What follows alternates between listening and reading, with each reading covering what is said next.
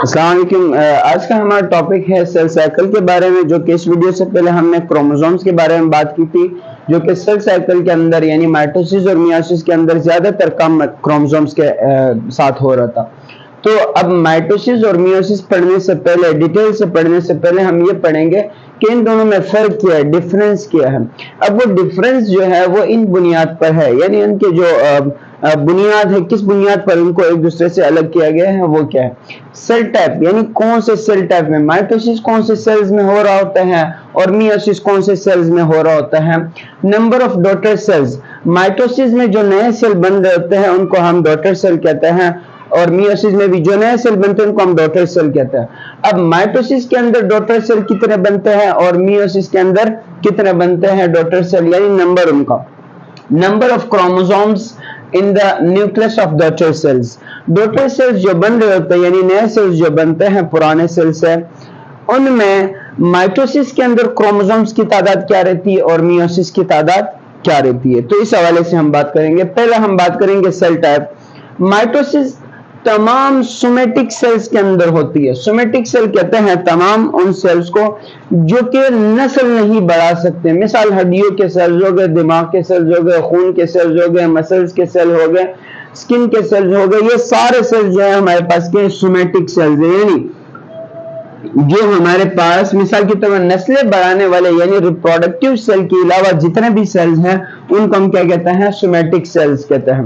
अब somatic cell के अंदर क्या होता है, माइटोसिस का प्रोसेस होता है। मिसाल स्किन कट गया, अब इसके अंदर ये जो वापस जुड़ने का प्रोसेस होता है, ये सेल डिवाइड करके वापस इसी जगह को जोड़ता है। यहाँ पे क्या हो रहा होता है, यानी यहाँ सोमेटिक सेल्स के अंदर क्या हो रहा होता है, माइटोसिस का प्रोसेस हो रहा होता है। और मियोसिस का प्रोसेस जो है वो हमारे पास रिप्रोडक्टिव सेल्स में होता है। तमाम वो सेल्स जो नस्लें बढ़ाती है, मिसाल के तौर पर इंसान है, अपनी तरह और इंसान पैदा करते हैं, तो वो जिन सेल्स से पैदा होते हैं, जिन सेल्स से नया जानदार बनता है, उन सेल्स को हम रिप्रोडक्टिव सेल्स कहते हैं।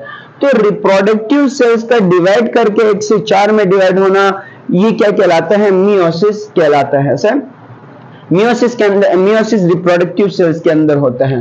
तो माइटोसिस जो है वो सोमेटिक सेल्स होता है, सोमेटिक सेल्स के अंदर, और मियोसिस जो है वो रिप्रोडक्टिव सेल्स के अंदर होता है। Sir reproductive cells. दूसरी बात, नंबर ऑफ डॉटर सेल्स। अब माइटोसिस के अंदर जो डॉटर सेल्स बनते हैं वो हमारे पास 2 बनते हैं, यानी एक सेल है, एक सेल से 2 मजीद सेल्स बन रहे होते हैं, यानी एक सेल जो है वो 2 सेल में डिवाइड हो जाता है।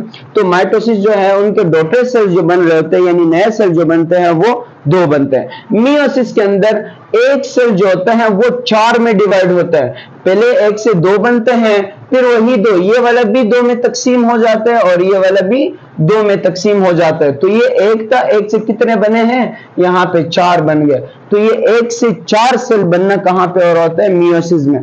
फिर क्लास में बताऊंगा ऐसा क्यों होता है। ऐसा क्रोमोसोम के तादाद हाफ और पूरा क्यों रहता है, माइटोसिस में 2 क्यों बन जाते हैं, मियोसिस में 4 क्यों बन जाते हैं, लास्ट में बताऊंगा। तीसरा, number of chromosomes in the nucleus of daughter cells. Mitosis के अंदर जो नए सेल बन रहे होते हैं, जो डॉटर सेल्स बनते हैं, डॉटर सेल्स के अंदर हमारे पास क्रोमोसोम्स की जो तादाद रहती है वो क्या रहती है, 46, यानी same age in parent cell. जैसे यानी जितने क्रोमोसोम्स पेरेंट सेल में होते हैं उतने ही क्रोमोसोम्स जो है वो डॉटर सेल में हैं। माइटोसिस पढ़ते हुए मैं आपको डिटेल से बताऊंगा, यानी नेक्स्ट वीडियो में। इस डिवाइड होने से पहले हमारे पास एक फेज होता है जिसको हम इंटरफेज कहते हैं। अब इंटरफेज जो है, इंटरफेज में तमाम चीजें रिप्लिकेट डबल हो जाते हैं, डबल होकर फिर आगे डिवाइड कर जाते हैं सेल से।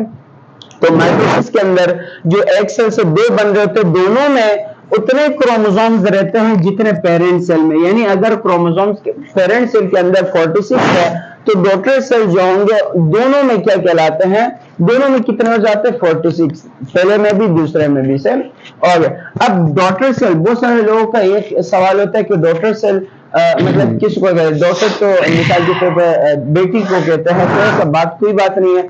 तो नए सेल्स जो बन रहे होते हैं उन नए सेल्स को हम क्या कहते हैं, डॉटर सेल कहते हैं, चाहे वो मियोसिस में चाहे वो माइटोसिस के अंदर हो। और माइटोसिस के अंदर क्या होता है, मियोसिस के अंदर जब क्रोमोसोम्स का तादाद होता है वो हाफ हो जाता है। कैसे, क्रोमोसोम पहले यानी एक सेल जो होता है वो दो में तकसीम हो जाता है। अब इसके बाद यही एक वाला जो है वो मजीद दो में तकसीम हो जाता है। अब कैसे वो मियोसिस पढ़ाते हुए मैं नेक्स्ट वीडियो में पढ़ाऊंगा। पहले माइटोसिस फिर मियोसिस। अब पहले यहाँ वो इंटरफेज में होकर कितने बने थे 92 समझो। अब ये 92 दो में डिवाइड होकर 46 इधर आ गए और 46 इधर आ गए। यहां पर डिवीजन से पहले इंटरफेज हुआ था, दोबारा इंटरफेज नहीं होता है। अब इंटरफेज ना होने की वजह से जो ये सेल मजीद दो में तकसीम होंगे तो ये 46 भी दो हिस्सों में तकसीम हो जाएंगे, जो कि 23 इधर आएंगे 23 इधर आएंगे। और जो ये वाले क्रोमोसोम्स है ये वाले सेल दो में तकसीम होगा ना, तो यहां जितने क्रोमोसोम होंगे वो भी हाफ होकर हाफ इधर चले जाते हैं, हाफ इधर 23 यहां 23 यहां। अब सवाल यहां ये आ जाते हैं कि क्रोमोसोम्स के अंदर यानी माइटोसिस के अंदर क्रोमोसोम्स का तादाद हाफ पूरा क्यों रहता है?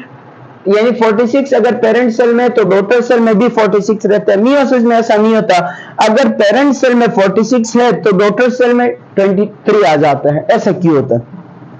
हमने पहले भी बात की है कि क्रोमोसोम्स जो है यानी मियोसिस जो है वो रिप्रोडक्टिव सेल्स में होता है, होते हैं जो आगे जाके नस्ल बढ़ानी होती है, उसने एक जानदार बनाना होता है।